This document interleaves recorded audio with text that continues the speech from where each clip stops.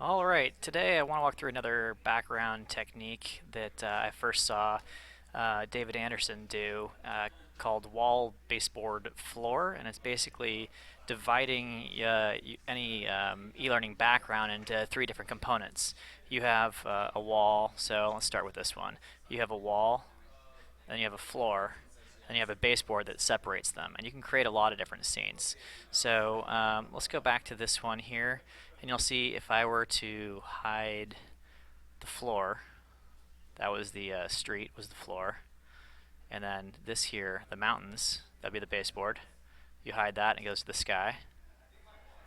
Or if you hide the wall, the sky disappears. So with those three components, you've kind of built this scene here, and have a bunch of different assets that you can mix and match to create whatever scenes you want. And I played around with it a little bit here, and let's go.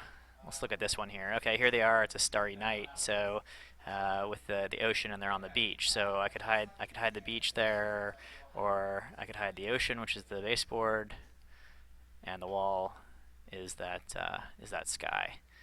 Now here's one where I got a little bit fancier.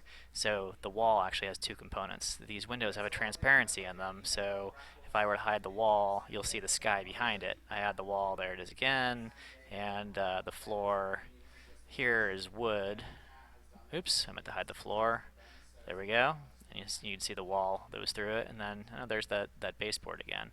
And you can really have a lot of fun with these. Now here was with the splash screen that I created. The floor is actually the street on a or bridge here, and then the city is a baseboard. Let me move this a little bit. So here, again, I could hide that baseboard, and that's the city, or if I were to hide the floor, that's the bridge, and then you'll see the background right there. Um, Here's another one's on the beach with a sunset, or crinkled paper and a carpet as the floor. Here's kind of a funky one, yellow lined paper, with some grass, and then the sky behind them, or a random one. I saw David had one where he had a ruler, and I liked that, so I went and created a ruler baseboard as well. Let me open up the assets and just show you guys what I mix and match. So now here's a couple of different walls that you could mix together. And let me go to the floors. There's a few, the bridge and the carpet and some bricks and wood. I'm going to build out a bunch more of these, but this is just what I've been playing with recently. Cityscape or grass, a mountain range, a bridge. Here's that ruler.